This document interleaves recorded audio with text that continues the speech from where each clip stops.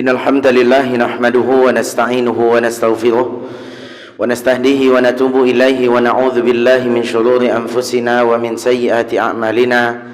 May yahdihillahu fala mudilla lahu wa may yudlil fala hadiya lahu.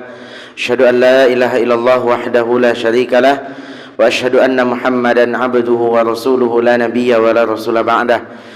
Allahumma salli wa sallim wa zid wa barik wa an'im ala habibina Mustafa Muhammadin wa ala alihi wa ashabihi wa man tabi'ahum bi ihsanin ila yaumiddin. Qala Allah tabaraka wa ta'ala fi kitabihil karim, ya ayyuhalladzina amanu taqullaha haqqa tuqatih wa la tamutunna illa wa antum muslimun. Ya ayyuhan nasu taqu rabbakum alladzi khalaqakum min nafsin wahidah wa khalaqa minha zawjaha wa batha minhuma rijalan katsiran wa nisaa'a wattaqullaha alladzi tasaaluna bihi wal arham innallaha kana 'alaikum raqiba. Ya ayyuhalladzina amanu taqullaha wa qulu qawlan sadida yuslih lakum a'malakum wa yaghfir lakum dhunubakum wa man yuti'illaha wa rasulahu faqad faza fawzan 'azima.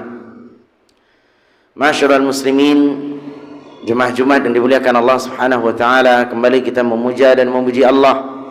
Pada kesempatan yang mulia ini Allah Subhanahu wa taala memberikan kepada kita senantiasa rahmat dan nikmat-Nya kepada kita semua. Allah berikan kita kemudahan menjalankan ibadah di bulan Ramadan. Allah berikan kita kemudahan menggapai maghfirah Allah Subhanahu wa taala di bulan Ramadan. Allah berikan kita kemudahan untuk meninggalkan maksiat di bulan Ramadan. Dan mudah-mudahan bentuk ketaatan ini senantiasa berlanjut, bukan hanya di bulan Ramadan, tapi juga sampai akhir hayat kita kelak. Salawat dan salam untuk Nabi kita tercinta Nabi Muhammad sallallahu alaihi wasallam. Allahumma salli ala Muhammad wa ala ali Muhammad. Jemaah Jumat yang dimuliakan Allah Subhanahu wa taala. Melalui mimbar yang mulia ini khatib berpesan dan berwasiat untuk diri khatib pribadi dan juga kaum muslimin yang hadir. Mudah-mudahan wasiat ini bukan hanya sebatas formalitas, namun jadikanlah ini wasiat yang memang tertanam di dalam diri kita, yaitu wasiat agar senantiasa meningkatkan keimanan dan ketakwaan kepada Allah Subhanahu wa taala, terutama di bulan yang penuh berkah ini. Raihlah ampunan Allah Subhanahu wa taala, tingkatkanlah keimanan dan ketakwaan kepada Allah di bulan yang mulia ini dengan melakukan segala bentuk ketaatan kepada Allah, dengan melakukan peluang-peluang kebaikan dan ibadah yang Allah sediakan di bulan yang penuh berkah ini. Dan memohon dan berdoa kepada Allah Subhanahu wa taala, semoga Allah jadikan kita hamba-hamba yang beriman. Allah jadikan kita hamba-hamba yang bertakwa sebagaimana tujuan dari Ramadan itu sendiri. Jemaah Jumat yang dimuliakan Allah Subhanahu wa taala, tak kalah pentingnya di bulan yang penuh berkah ini ada sebuah kewajiban yang harus kita tunaikan, yang harus kita tunaikan untuk penyempurna dari Ramadan kita. Dan hendaknya kewajiban tersebut kita tunaikan berdasarkan tuntunan Nabi kita Muhammad sallallahu alaihi wasallam. Kita pelajari agar kita tidak salah di dalam menunaikan, agar kita tidak keliru di dalam menunaikan kewajiban tersebut. Kewajiban tersebut adalah zakat fitrah. Kewajiban tersebut adalah zakat fitrah. Jemaah yang dimuliakan Allah Subhanahu wa taala, maka wajib bagi seorang muslim, karena ini adalah sebuah kewajiban setiap individu, terutama pemimpin-pemimpin keluarga yang dia memiliki tanggungan, maka hendaknya dia mengetahui ilmu berkenaan dengan zakat fitrah. Ketahuilah zakat fitrah atau yang disebut juga dengan zakat fitri, itu adalah ibadah tauqifiyah yang kita harus berdasarkan tuntunan Nabi, yang kita jalankan sesuai dengan syariat yang diajarkan oleh Nabi kita Muhammad sallallahu alaihi wasallam. Tak boleh kita melenceng dari apa yang diajarkan oleh Nabi. Ketika seseorang melenceng dari tuntunan Nabi sallallahu alaihi wasallam berkenaan dengan zakat fitrah, maka ketahuilah zakatnya tak diterima. Ibaratkan jemaah sekalian, mungkin bisa kita istilahkan, namun istilah ini mungkin istilah yang kurang tepat, namun setidaknya ini mendekati, yaitu membayar utang lunas tidak. Utang dibayar namun tidak lunas. Kenapa? Karena tidak sesuai dengan tuntunan Nabi kita Muhammad sallallahu alaihi wasallam. Maka kesempatan ini kita akan sampaikan berkenaan dengan kaifiyah atau tata cara menunaikan zakat fitrah yang benar. Semoga Allah berikan kita kemudahan dan pemahaman yang baik. Mohon para jamaah didengarkan dengan baik. Berkenaan dengan zakat fitrah, telah dituntunkan oleh Nabi sallallahu alaihi wasallam yang dia merupakan kewajiban setiap muslim. Sebagaimana Nabi sallallahu alaihi wasallam disebutkan oleh seorang sahabat yang bernama Abdullah bin Umar radhiyallahu taala anhu, dia mengatakan, farada Rasulullah sallallahu alaihi wasallam zakat al-fitr. Rasulullah sallallahu alaihi wasallam mewajibkan zakat fitrah untuk siapa? Lidzakari awil untha, baik laki-laki maupun perempuan. Lissagiri awil kabir, untuk baik anak-anak maupun orang dewasa. Walil abdi awil hurri, untuk hamba sahaya ataupun orang yang merdeka. Berarti seluruh kaum muslimin tanpa terkecuali selama dia masih hidup, maka dia wajib untuk membayarkan zakat fitrah. Jemaah kaum muslimin yang dimuliakan Allah Subhanahu wa taala. Kemudian apa tujuan dan hikmah disyariatkannya zakat fitr? Apa tujuan dan hikmah disyariatkannya zakat fitr? Ketika hikmah dan tujuan ini bisa dipahami, maka penunaiannya insyaallah akan bisa diketahui dengan baik. Nabi sallallahu alaihi wasallam mengatakan, farada Rasulullah sallallahu alaihi wasallam zakat al-fitr tahratan lis-sa'imin min al-lagwi war-rafath wa ta'matan lil masakin. Rasulullah sallallahu alaihi wasallam mewajibkan zakat fitrah. Tujuan dan hikmahnya yang pertama adalah untuk pembersihan bagi orang-orang yang berpuasa. Dari apa? Membersihkan orang yang berpuasa dari segala bentuk kelalaian dan perbuatan-perbuatan yang bisa merusak ibadah Ramadannya. Ini tujuan pertama. Kemudian ta'matan lil masakin, yaitu memberikan makanan kepada fakir miskin, sehingga orang-orang miskin pada hari Idul Fitri mereka berbahagia, mereka pun merasakan kebahagiaan, mereka tak lagi meminta-minta. Ini tujuan dan hikmah terbesar dari disyariatkannya zakat fitrah. Jemaah yang dimuliakan Allah Subhanahu wa taala. Kemudian juga dijelaskan oleh para ulama, di antara hikmah dan tujuan disyariatkan zakat fitr adalah mimbabi syukri lillahi azza wa jal, bentuk syukur kita kepada Allah Subhanahu wa taala atas kemudahan yang Allah berikan kepada kita bisa menjalankan ibadah di bulan Ramadan dengan baik. Jemaah Jumat yang dimuliakan Allah Subhanahu wa taala, itu berkenaan dengan hikmah. Kemudian yang juga harus kita ketahui, jenis apa yang harus kita keluarkan dari zakat fitr atau zakat fitrah. Jenis atau benda yang harus kita keluarkan dari zakat fitrah ini telah ditentukan oleh Nabi sallallahu alaihi wasallam. Sebagaimana Nabi sallallahu alaihi wasallam dahulu mengeluarkan zakat fitrah itu sa'an minat tamar wa sa'an minasy syair. Nabi sallallahu alaihi wasallam mengeluarkan zakat fitrah itu yaitu satu sa' dari makanan, dari tamar, kurma, dan satu sa' dari gandum. Dan sahabat yang lain mengatakan mungkin di tempat kita tidak ada gandum, tidak ada kurma. Maka salah seorang sahabat yang bernama Abu Sa'id Al-Khudri radhiyallahu ta'ala anhu mengatakan, kunna nakhruju fi ahdin Nabi sallallahu alaihi wasallam yaumal fitri sa'an min ta'amin. Dahulu di zaman Nabi sallallahu alaihi wasallam, kami para sahabat mengeluarkan zakat fitrah itu adalah dari makanan pokok. Berarti zakat fitrah itu ketentuannya adalah makanan pokok seseorang. Dan makanan pokok kita berbeda-beda.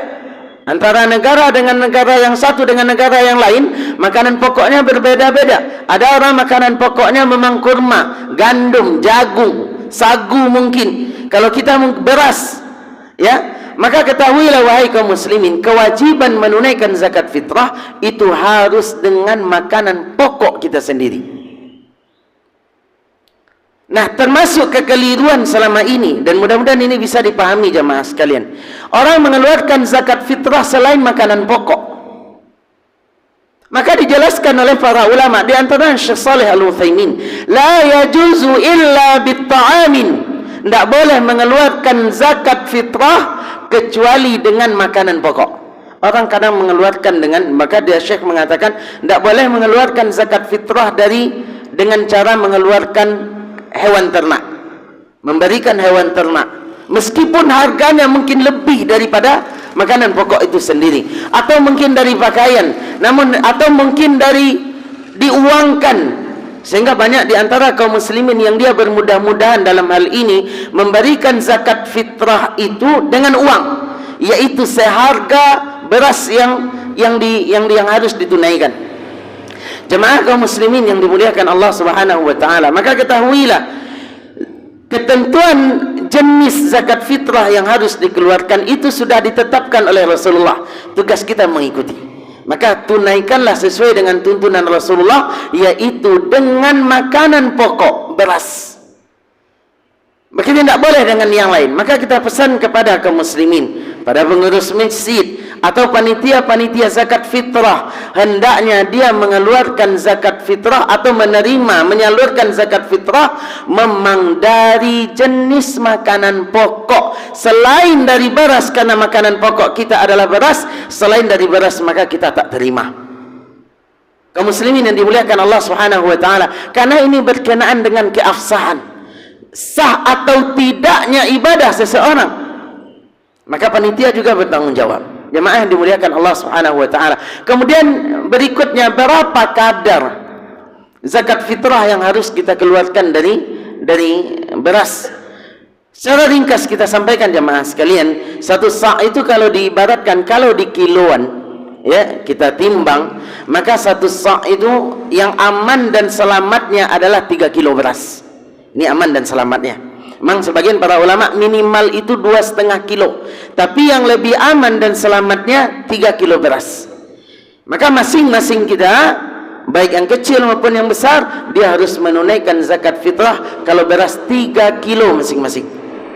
Kaum muslimin yang dimuliakan Allah Subhanahu wa taala. Kemudian kita juga harus mengetahui kepada siapa kita salurkan zakat fitrah. Ya, sebelumnya kita juga ingatkan, bahkan para ulama untuk zakat fitrah, anak yang baru lahir saja, ya, anak yang baru lahir sebelum khatib naik mimbar, yaitu salat Aidil Adha atau sebelum salat Aidil Fitri, sebelum salat Aidil Fitri ditunaikan, ada anak yang lahir, maka berkewajiban orang tuanya untuk menunaikan zakat fitrah anak tersebut. Jemaah yang dimuliakan Allah Subhanahu wa taala. Kemudian kepada siapa harus kita berikan? Ya, kepada siapa harus kita berikan? Siapa orang yang berhak menerima zakat fitrah? Ini juga terjadi perbedaan pendapat para ulama. Apakah asnaf yang 8 atau golongan 8 yang berhak menerima zakat, mereka juga berhak menerima zakat fitrah? Sebagaimana Allah Subhanahu wa taala mengatakan di dalam Al-Qur'an, di dalam surah At-Taubah ayat 60, innamas sadaqat lil fuqara'i wal masakin wal 'amilina 'alaiha wal mu'allafati qulubuhum wa fil riqab wal gharimin wa ibnis sabil wa fi sabilillah wa ibnis sabil. Ada 8 golongan, yaitu fuqara dan masakin. Ini zakat secara umum. Fakir dan miskin, kemudian amil, yaitu orang yang ditugaskan oleh negara untuk menunaikan zakat fitrah secara resmi. Adapun panitia yang ada di tengah-tengah masyarakat, itu bukan amil zakat namanya, itu panitia zakat, dan ini berbeda, dan orang tersebut tidak dikatakan sebagai amil dan dia tidak berhak menerima zakat. Kemudian yang keempat adalah orang yang baru masuk Islam, mu'allaf. Yang kelima adalah orang yang membebaskan budak atau budak. Yang keenam yaitu al-gharimin, yaitu gharim. Gharim di sini bukan gharim masjid, gharim menurut kita, namun gharim menurut agama yaitu orang yang terlilit hutang karena kebutuhan, baik kebutuhan dia atau dalam mempertanggungjawabkan kaum muslimin. Kemudian ibnu sabil, orang yang sedang dalam perjalanan, yaitu perjalanan yang baik, seperti para penuntut ilmu, orang-orang yang berjihad di jalan Allah, kemudian fisabilillah, orang-orang yang berjihad di jalan Allah Subhanahu wa taala. Ini 8 golongan yang disebutkan oleh Allah orang yang berhak menerima zakat. Namun ketahui jamaah sekalian, apakah zakat fitrah itu diwajibkan kepada 8 orang ini? Apakah 8 orang ini berhak menerima zakat fitrah? Maka dijelaskan oleh para ulama, 8 golongan yang disebutkan oleh Allah dalam surah At-Taubah ayat 60 itu adalah golongan yang berhak menerima zakat mal, zakat harta, zakat emas, zakat biji-bijian, zakat perdagangan. Adapun zakat fitrah dikhususkan oleh Nabi sallallahu alaihi wasallam sebagaimana hadis yang kita sampaikan, tu'matan lil masakin. Zakat fitrah itu adalah memberikan makan kepada fakir miskin. Berarti di dalam hadis tersebut, diriwayatkan oleh Imam Bukhari dan Imam Muslim, Nabi sallallahu alaihi wasallam membatasi penunaian zakat fitrah itu kepada fakir miskin saja. Berarti dari yang 8 golongan, ada 6 golongan yang tidak berhak menerima zakat fitrah. Kaum muslimin jemaah Jumat yang dimuliakan Allah Subhanahu wa taala, maka kita harus kenal, kita harus ketahui bahwasannya orang yang berhak menerima zakat fitrah adalah fakir miskin. Jemaah Jumat yang dimuliakan Allah Subhanahu wa taala. Kemudian siapa yang dikategorikan sebagai fakir miskin? Ya, karena banyak juga jemaah sekalian, terutama kalau sudah di Ramadan, banyak orang-orang yang memposisikan dirinya sebagai orang miskin, sehingga dia mengatakan saya berhak menerima zakat fitrah. Kalau tak diberi dia meminta, kalau tak diberi dia mengumpat, dia menuntut. Maka kita ingatkan kepada jamaah semua, sekiranya kita tidak berhak menerima, maka jangan posisikan diri kita sebagai fakir miskin. Karena ketika seseorang memposisikan dirinya sebagai fakir miskin, dia merasa miskin. Nabi SAW mengancam dia dengan sebuah ancaman yang berbahaya. Kata Nabi SAW, la yaftahu 'abdun baba mas'alatin illa fataha Allahu alaihi babal faqr. Tidaklah seseorang membuka pintu-pintu meminta-minta, pintu meminta-minta. Dia memposisikan diri sebagai orang miskin, suka meminta-minta. Illa fatahallahu alaihi baba faqr, kecuali Allah akan bukakan untuknya pintu kemiskinan. Allah akan jadikan dia fakir. Maka kalau bukan hak kita jemaah sekalian, tak usah kita minta. Kalau seharusnya kita diberi sedangkan kita mampu, maka pulangkan. Sekarang pertanyaan, siapa fakir miskin tersebut? Maka Syekh Shalih Al-Utsaimin rahimahullah ta'ala mengatakan, yang dimaksud dengan fakir dan miskin adalah humul ladzina la yajiduna kifayatahum wa kifayata ailatihim wa hum fi hajatin ila musawatin wa ma'unatin.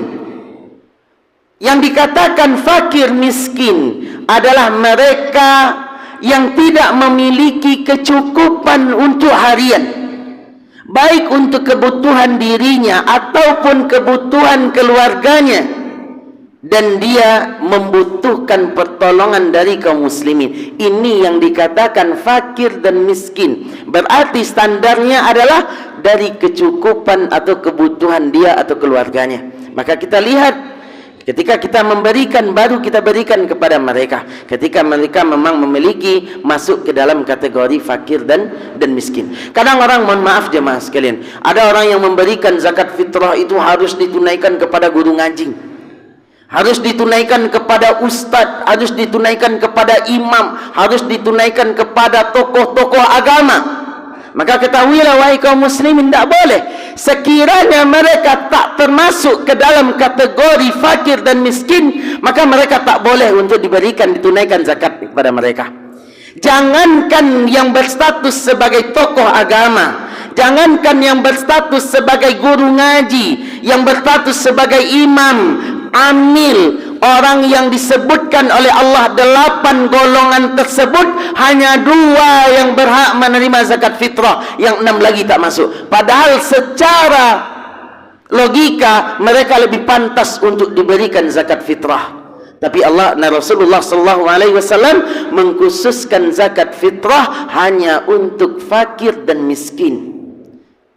Jemaah yang dimuliakan Allah Subhanahu wa taala. Kemudian ketika seseorang memposisikan dirinya sebagai fakir miskin padahal dia tidak fakir miskin, kemudian dia mendapatkan jatah zakat fitrah, maka ketahuilah jemaah yang dimuliakan Allah Subhanahu wa taala, dia telah mengambil yang bukan haknya, dia telah mengambil hak orang lain, dan ini adalah kezaliman. Semoga Allah berikan kita pemahaman yang baik. Fa'tabiru ya ulil absar la'allakum turhamun.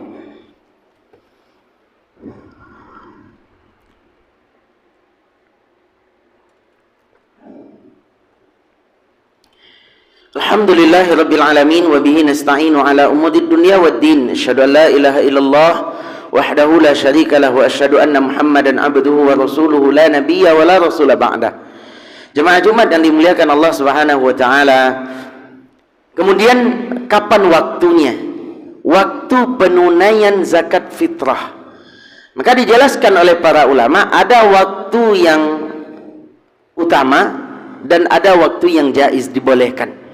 Dibolehkan bagi seseorang menunaikan zakat fitrah yaitu 1 hari atau 2 hari sebelum Idul Fitri.